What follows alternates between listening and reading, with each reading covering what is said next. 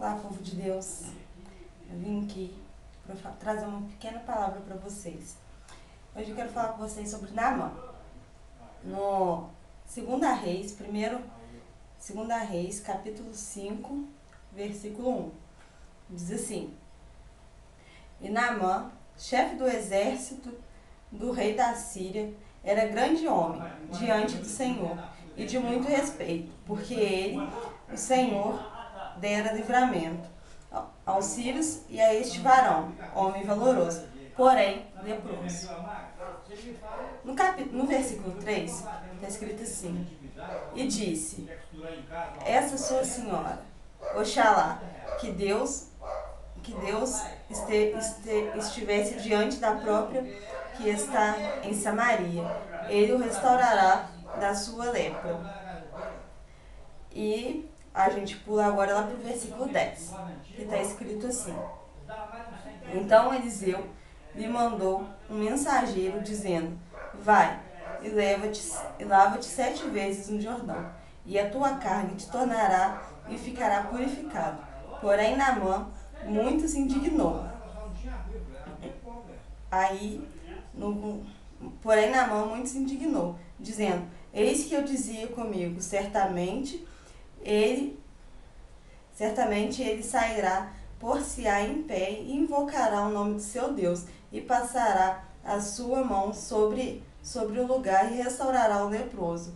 Não porventura Abana e Farpa, rios de Damasco, melhores do que todas as águas de Israel? Não me poderia eu lavar neles e ficar purificado? E voltou-se e se foi com indignação. Versículo 14 diz assim: Então desceu e mergulhou no Jordão 7 vezes, conforme a palavra do homem de Deus, e a sua carne tornou como a carne de um menino e ficou purificado. Então voltou ao homem de Deus, ele e toda a sua comitiva. Ele veio e pôs-se diante dele e disse: Eis que tenho conhecido que em toda a terra não há Deus senão em Israel. Agora, pois, te peço que tomes uma bênção do seu servo. Com essa palavra, a gente vê que Naamã, ele era um cara muito cheio das qualidades, mas ele tinha um defeito: ele era leproso. Naquela época, a lepra era uma doença que afastava todo mundo de perto da pessoa. Todo mundo queria que aquela pessoa estivesse bem longe. E hoje a gente traz pra gente a história de Naamã. Naamã, ele teve que mergulhar 7 vezes para ele ficar limpo. Ser limpo, aqui na palavra de Deus, pra gente não é simplesmente ficar limpo, é ficar limpo por dentro, é limpo dos pecados, das iniquidades que a gente pratica no dia a dia. E é assim que Deus te quer. Deixa eu te falar uma coisa: às vezes, a gente quando não está na presença de Deus, muitas das vezes, a gente se encontra assim. Vou colocar um recipiente aqui.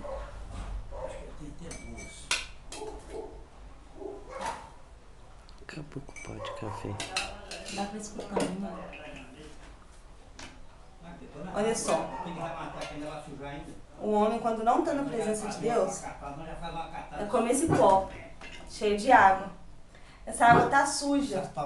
Por quê? Porque isso daqui representa o pecado do homem. A mentira, a soberba, muitas das vezes a fofoca, a ira e muitos outros que a gente pratica, principalmente vícios. Mas eu quero te dizer, você que está aí do outro lado vendo esse vídeo, eu tenho certeza que não foi à toa que Deus me enviou para estar falando para vocês. Eu quero falar para você que essa água aqui, aos nossos olhos, a gente rejeitaria. Eu, por exemplo, não tinha coragem de beber. Ela tá podre aqui, ó. Mas Deus, Ele quer um vaso assim. Ele quer te pegar lá fora. Ele quer trazer para dentro da presença dEle. Ele é o único que não te rejeita pelos teus pecados, pelas coisas que tu tem feito. Então, o que acontece? Ele pega essa água e Ele transforma num vaso novo. Ele vai derramando sobre você o azeite dele. E você vai ficar como essa água. Ele te deixa assim, cristalina, limpa. E é desse jeito que Deus te quer. Muitas das vezes a gente acha que é impossível. Quantas e quantas vezes a gente pensa... Não é, pode soltar o dedo daqui, ó. Quantas e quantas vezes a gente pensa que um viciado não tem chance. Pode soltar. Que um viciado não tem chance. Ai, ficou torto. A gente pensa que aquela prostituta que está lá na rua, a gente não dá nada por ela. Às vezes Deus até te toca na gente para ir lá e falar que Jesus ama ela. Mas pra quê? Ela é prostituta. Ela tá praticando um pecado que para os nossos olhos é grandíssimo. Mas ele fez isso com uma prostituta. E ele disse, aquele que não tem pecado que atire a primeira pedra. Deus, ele quer te pegar e te moldar. Ele pega as coisas que não são para confundir as que são.